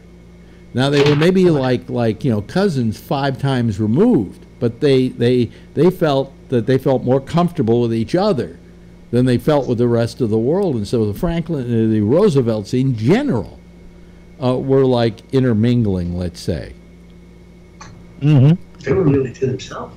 So who knows what? But anyway, so when you look at other times, we've had some stuff that was kind of, not too pretty. Not too pretty. And look, the Korean War was a big mistake on our part. Vietnam War was a horrible mistake. I mean, we're talking about all these periods of time, and then you're saying today is so horrible. We got an absolute megalomaniac for a president, but I don't think it's reached the level, for instance, let's say, of discord in this country that the Vietnam War produced. Yeah, that's true. Or like World War I. Oh my God, it was fucking horrible. Yeah, but we didn't participate much in that. We were only in that for about the last year and a half. Yeah, let's see. First Tom, then John. Tom? Yeah, I have to say, Trump, without a doubt, is the worst president of my lifetime. And he to think that he is even more corrupt than Richard Nixon. I know he's a crazy. Yeah. Well, you know something. I was saying the other night that I said to myself, really, George Bush Jr. Doesn't look so bad to me now. As a matter of fact, Reagan doesn't look so bad to me now. As a matter of fact, Nixon doesn't look so bad to me now. As a matter of fact, Hitler doesn't look so bad to me now. Well, I don't know about that, but yeah. What were you going to say? Don't forget about the Bushes. The Bushes killed hundreds of thousands in Iraq. Yeah. George W. Bush got us into a terrible war. Yeah. Okay, wait a minute. John's got his hand up. John's had his hand up. I know. Well, one of my Facebook friends, one of the few that's really conspiracy right-winger sort of person, with this whole thing about the Russians came in and tried to affect the 16 election. She's like, well, think of the 40, 50, 80 times that America tried to influence other elections. I said, well, does that make this wrong or right? I mean, so we did it too. What does that mean? I mean, she somehow says, well, hey, the Russians did because we all do it. That's not a good excuse. No. When they got off in the 60s, we were afraid all the time of eventually being under a communist flag. Oh, we subverted all these guys. And bought them out. The problem now is we have a terrible amount of power amassed in non-humans in the form of corporations that are self-propelling and out of control, and they've amassed so much power. That's why it's worse now, I think. The Koch brothers, and there's people who are so rich and so powerful that we have a big gap. What are you doing to make sure you don't add to the wealth of the Koch brothers? It's hard to figure out how not to. Everything you do has everything you do, whether you have a mattress or you drive a car, almost everything you touch during a given day has Coke written all over it. And Trump wants to give them another tax break, and not even without passing a law. Yeah, but he also has been putting them down too, like crazy. Yeah, but I think that's just pitter patter. I think. Yeah. Yes, Tom. I think what's really serious right now is the fact that we have a cult of Trump, and when we listen to our friends who try to justify everything that Trump does, it just shows that these cultists, you can't convince them of anything that as we said earlier, Trump says, don't believe anything you hear from anybody else, believe only me. And he's got enough of these people that are in this cult, and he's dragged the whole Republican Party in with it. And that's what's really bothering me right now. And it's supercharged by the Russians who are getting in there and are very adept at psycho stuff, including this QAnon phenomenon, which is just another conspiracy theory black hole that makes nothing. It's destroying truth as we know it, which is 1984. Okay, well, I'm not getting bored. It's just starting to bore me. So the Russians are hacking us. Let's hack back. Why do we just sit here and go, oh, they're out to get us? Well, you know why? Because Zuckerberg makes money off the Russians, and Trump had a 30-minute meeting 18 months after the whole thing started, and now nothing's come of it. There's nobody leading the charge. John Rockwell. Somebody needs to put charge. John Rockwell has his hand up. John? No, I don't know since I didn't get in on the beginning, did anybody mention the Washington Post story today, totaling up all Trump's lies, like 4,229 lies in the first 500 and something days, and these are all lies that are provable as lies. Not just him talking. He's actually something that is absolutely false. Somebody said that I was over 4,000. Yeah. No, somebody that I saw on one of these networks was saying no, he didn't lie. He just extends the truth. It's the truth as he sees it. You know, lies. Extends it a little too far all the time. The best lie this week is that our GDP is the best it's been in the last 50 years or something like that. Yeah. It exceeded where it is right now 4 times under Obama. Mm-hmm. Yeah, and remember, this number's coming from Trump's administration, and he has monitors in each agency. I know they're adjusting the numbers. It's very easy to do. I used to do it myself for Social Security. Very easy. A few little changes in protocol, and you can make the numbers different. Yeah. Mm-hmm. Does any of this bother? Hold on a second. Does any of Keenan? Does any of this bother you, or are you just glad you're in Thailand right now? I think I'm glad in Thailand. I can't stand that orangutan. Yeah. Orangutan, yeah. Orangutan. Yeah, no, but ever since he became president, the news cycle every day is about Obama. About Trump. It's Trump. Well, he's controlling it. That's why he puts out the tweet early in the morning. And even if he's obstructing justice, he controls the conversation. You're absolutely right. Yeah, and if it isn't about him, the press. You talked about the press, and that we didn't like the idea of them being called fake news, which I think is horrible because news is not fake, but news can be. Yeah, there's no such thing. News can be slanted. Okay. But when we call him out for lies, we have the documentation. No. When he calls out fake news, he has nothing. Nothing to back it up. Lighten up. What I'm saying is that he is he is trying to do everything he can to change the subject every day to keep it away from Russia and from that whole investigation. And then whenever he does have something to say about it, it's calling, why can we bring this thing to an end? Telling Sessions, you got to bring the whole thing to an end. Why is Mueller taking so long? Hey, it took 3 years for them to get the goods on Clinton so they could impeach him? Mm-hmm. Do you remember that, Tom? How many years was that? They started. How long was Benghazi and they didn't indict anybody? Yeah, they started investigating Clinton a year into his presidency. But he keeps trying to take the conversation, take it away from where it should be, and the press goes right along with him because you turn the TV on the first thing in the morning and they're all dancing his tune. Yes, Jeff.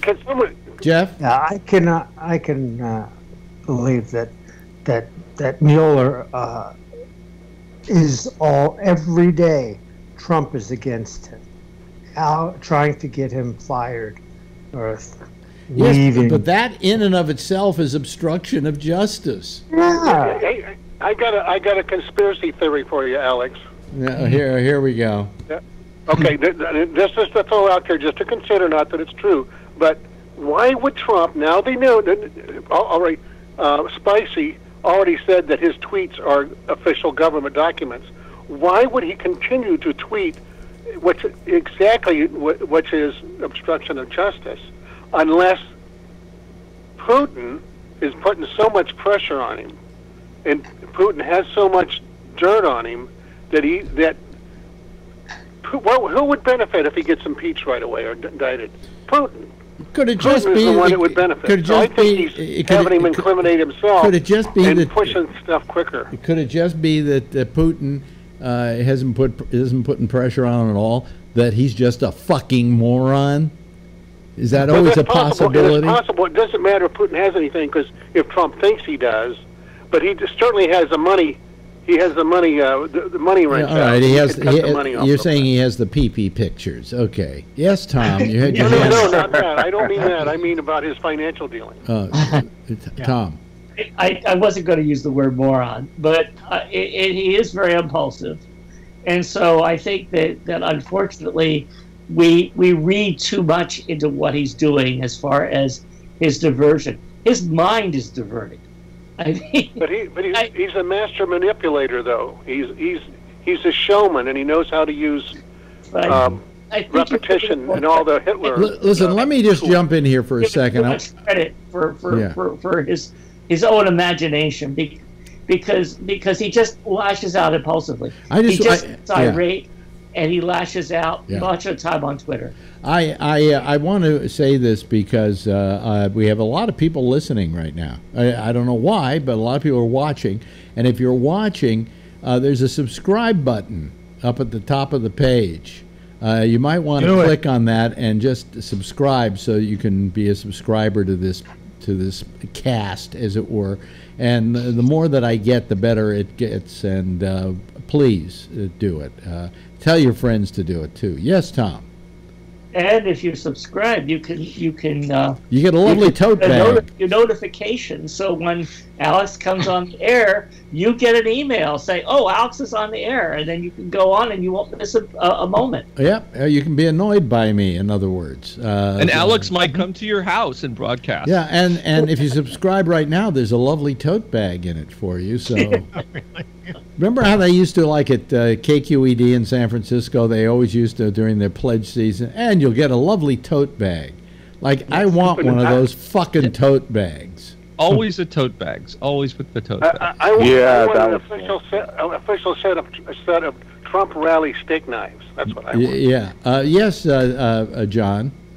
Well, I was going to say the New York City version of a lovely tote bag is a Whole Foods bag. A Whole Foods bag? Oh, Whole Foods, right, a Whole Foods shopping bag, yeah. I hear their food has gotten pretty cheap at Whole Foods now that they're owned by Amazon. Some of it is, yeah. You have to look around, but you can get some good stuff there. Yeah. I'm waiting for my nephews didn't get me a birthday present. We said, it's coming. Well, now it's like 2 months later, and I haven't seen it. Last time they got me a Whole Foods gift card for about $50 or $60, and that was great. I was able to pick up a few things I would normally not do. Yeah. So I don't know what's going on. I hope they're going to get around to popping out. I wouldn't mind them paying my next 2 months' rent, but I don't think they're going to do that. Oh, there you go. Look at that. KQED. Oh, wait a minute. Hold on a second. What did you send us here, Ray? A picture? Let me see. A tote bag. Show the KQED tote bag. Well, there's a tote bag. Well, there's a picture of me. Tom's got a hat. Well, yeah, but where's the on the side. There we go. Discussion. I go all the there it is. There's the KQED tote. Oh, I have to get rid of my picture here. Hold on a second, so that people can see it. Let me see here. How do I get rid of me? Here's how we do it. There we go. That is. If you don't want a tote bag, Alex will record your greeting on your home answering machine. That is the KQED tote bag, ladies and gentlemen. Just so you. Can know that it's exciting stuff. Yeah. So let me see here. Let me get rid of how do I get rid of this now? There we go. Okay. I got we got a picture. See, we can also take chat too, folks. This is just really sophisticated. Our wonderful outfit here. Anyway. Is that TV station that produces communist shows? Yes. Yeah. One time I decided that KQED was spending money badly, and their programming was having problems, and that I was going to run for the board of directors of KQED. Mm-hmm. So I attempted to run, and I found out that's a whole big fix. There's just no fucking way you're going to win if you're an outsider, and it just gets loaded on their end. It's amazing. It is just amazing. Yes, Tom. Well, actually, and since then they've actually eliminated the opportunity for members to vote for the board of directors. They're all appointed now. Oh, really? Yeah. But I'm not going to trash KQED because my brother's wife works for them, and he gave me this hat. So I've been sufficiently bribed. Wait a minute, you didn't get a fucking tote bag? No, a hat. A hat. Make KQED great again. Oh no, it's a I figured out today. Do you notice how much you see Trump wearing the hat, right? And you're thinking, like, what president do you have that goes around wearing a suit and wearing a hat? And it hit me. You know why he wears the hat?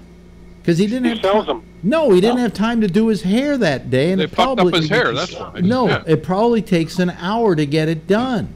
So when he's going off to the airplane, he simply throws the hat on. You don't see the whatever that Super comb over. The swirl over. and then he gets on the plane where he's got his hairdresser, who then spends the next 5 hours with winches and everything getting that hair in shape. 5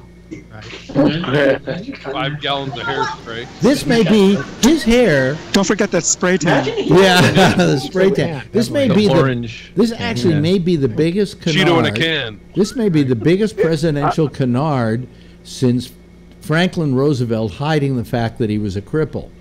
Mm-hmm. You think he's got a toupee, Alex? Is it possible No. that if you take Propecia for years, it'll affect your mental capacity? We see if he wanted to be decent, he would just shave his hair short, all right, and have a nice big bald pate. But he can't. You know why? Because he had a scalp reduction, and there's a big scar up there. What is that? He has a. What's a scalp reduction? They take your head and they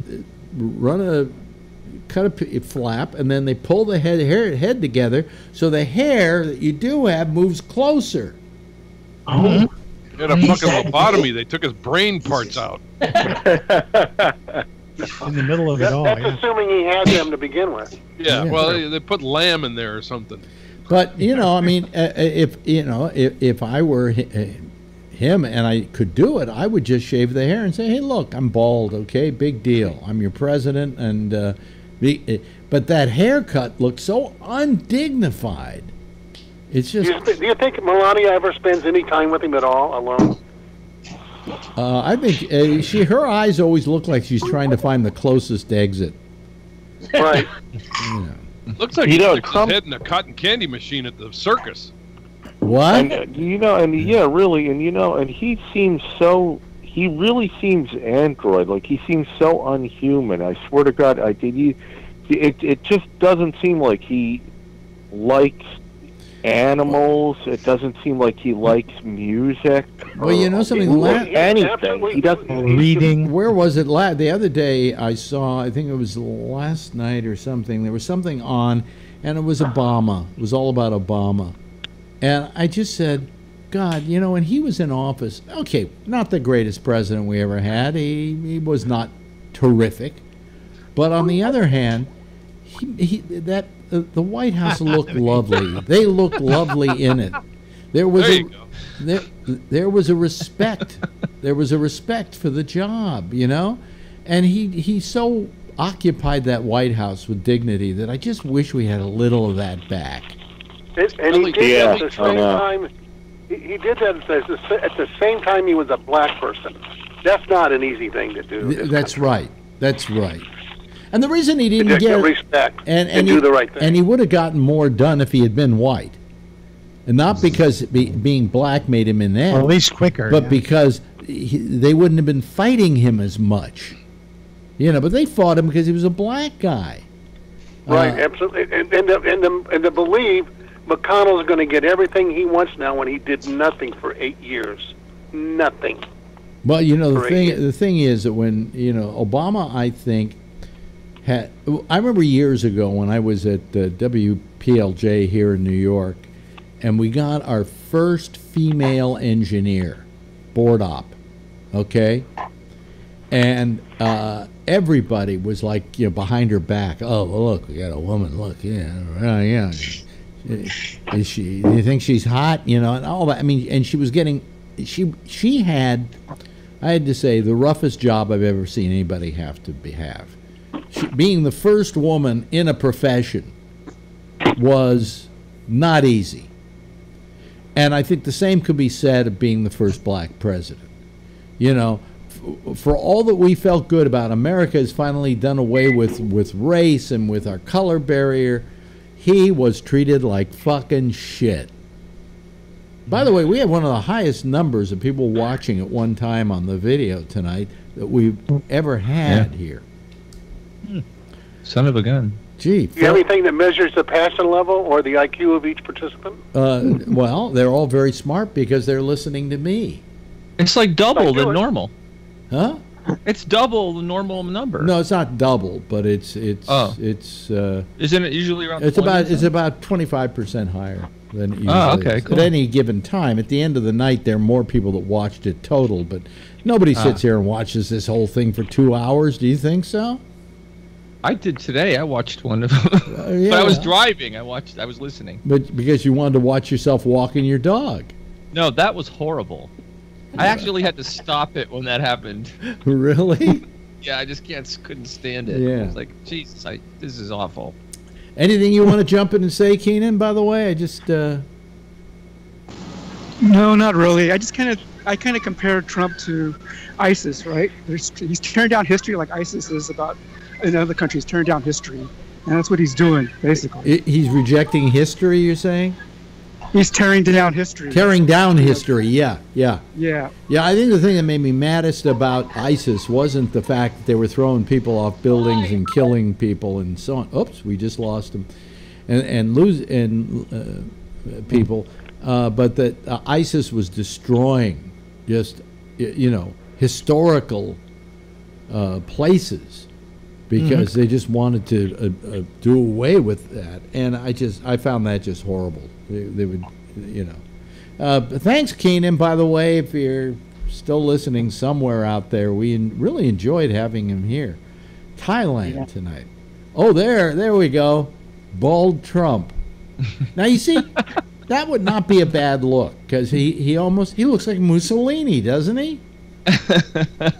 You got to put him in the Dr. Evil outfit, No, but and have Don Jr. as Mini-Me.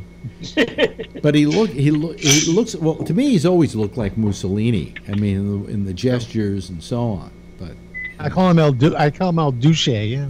El Douche. Il Duce. Yeah, El Douche. You know who we should blame, though, really, is the Republicans that are letting him get away with all this and not keep him in line at least a little bit, and also Pence, because Pence was supposed to be the guy experienced in government. He was going to show him the way to do things right, and he's not anywhere except waiting to take over when Trump's gone. Well, let me ask you this. I talked about this last night, and this is almost a whole different group of people from last night. I'd like to see your opinion on it. Is the whole Facebook deal, where Facebook came out and said that they were getting rid of 31 of their accounts because, 31 of their accounts because they think that they were trying to fudge with the election and so on. 31 out of how many? Many thousands. And I got the sinking feeling. Oh, here comes Patrick at the last minute. Hello, Patrick. I got the sinking feeling. What is that noise? Is that you again, Steve? Yeah, I'm opening some microwave popcorn. Yeah. Why is it you're the noisiest person that calls this program? Sorry. Well, just put yourself on mute. But you know what it is? I'm used to using the old phone, and these phones, they're more sensitive. They hear more things, you know? Yeah. So, yeah. Anyway, go ahead. Sorry about that. Anyway, where was I? Oh, anyway, you had Facebook suddenly coming out with this, and I'm thinking to myself, none of these pundits on television are questioning whether maybe Facebook is just fudging the facts to make themselves look good so the stock price will go back up. Why did they choose this week, the week after Dresden, for their stocks? Why did they choose this week to come out with that? And do you guys think there's something a little fishy there? I think you're right, Alex. And also they proved that they came out, the examples they gave were very mild examples. I don't think they want us to know how bad it really is or how much money they're making off of the Confederate illegitimate sites. I don't think they want. They're making big bucks. They could spend a lot more money controlling this stuff. I don't think they want us to know. Look at the picture that Ray put up. I don't think they want us to know how many people they've been losing too. Just like Twitter. Right. Twitter dumped maybe 25% of all the people who tweet. They found they were fake accounts. I know, because I had 45,000 tweet people, and now I'm down to 9,000. And half of those people had Wells Fargo fake accounts too. Yeah. There's a lot of fake accounts around, I'll tell you. Yeah. So anyway, hello, Patrick. Boy, you just kind of called at the last minute tonight. Well, you had a full house going, and I was watching, listening, and then figured I'd drop in just so you don't think I'm ignoring you. No, I don't ever feel you're ignoring us. You know, some nights you're on, and some nights you're not on. And when you're on, I appreciate it, and when you're not on, I think you're a motherfucker. So anyway, but you know, I just don't know. The whole discussion of Trump has gotten me to a point of exhaustion. You know, where it's just like, why? Just stop, go away. I'm counting the days till the next election, and I just hope and pray that he doesn't get reelected. Well, just think what's going to happen 60 days before the midterms. He says he's going to start pounding everybody at the midterms. Oh, boy. Yeah, he says already. Yeah. He says, just wait, 60 days before, I'm going to start pounding everybody. Patrick, by the way, now the number is even higher than it was when I said it was high. It's incredible. Yes, Patrick have his hand up first, or Jeff? Yeah. Why is it so easy for me to ignore the news and ignore the television when I see so many of my friends on Facebook losing their mind, and this whole Trump thing, I just move on with my life. Yeah, we're bored. It doesn't affect every fiber of my being like it does for so many. I mean, I didn't let Obama do it. I didn't let anybody do it. It is what it is. I voted. I did what I could, and now wait for the midterms. I don't understand why people are allowing their life to be run by the news cycle, by every tweet that he puts out. Everybody just devours like it's their last. And the news people eat it up like crazy, and then sit there rambling about it, and then wondering, and then he keeps insulting them, and they keep it. It's like they're like a wife who gets beaten by her husband but still loves him. You know, it's a dysfunctional relationship between the press and Donald Trump, and he's playing on that dysfunction. We're getting all these pictures of El Duce being thrown at us by Ray. Oh, boy. Yes, Jeff. I think a better explanation is Trump is the pimp. Jeff? And they're all the workers, and that's the only game in town. Jeff? Turn on your mic, Jeff. There you go. Hey, that's why I try to keep the place a little quiet. But I really hope that he has a big heart attack. This is like, well, I'll tell you, there was once a theory that if you took a guy and you put him in the middle of a football stadium and had everybody in the football stadium concentrate on wishing him dead, that it would kill him.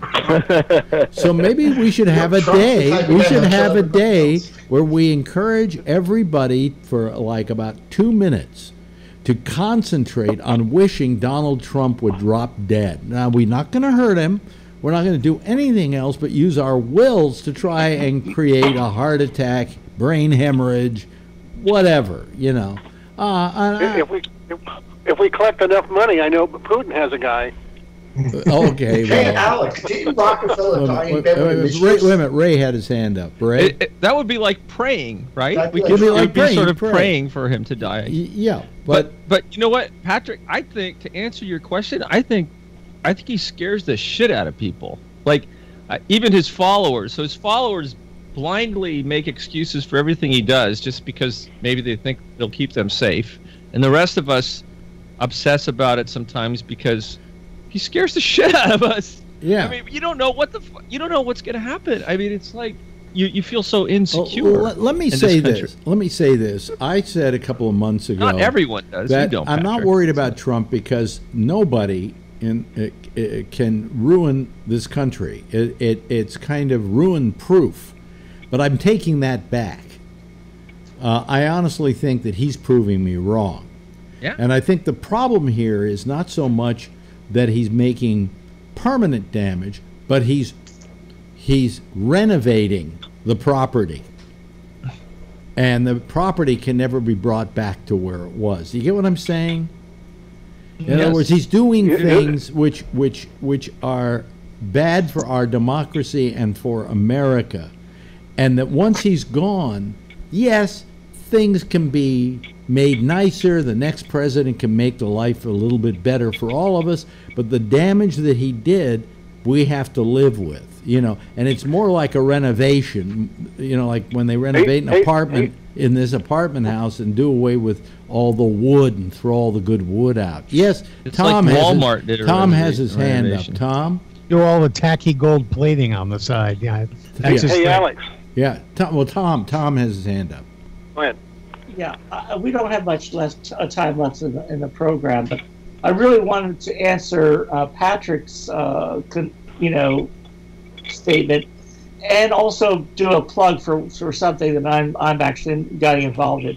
One thing is I do write a blog, and I expressed my latest blog entry. If you want to go to tomyamaguchi.blog, and I don't freak out. I just get active, and that's what I'm arguing for.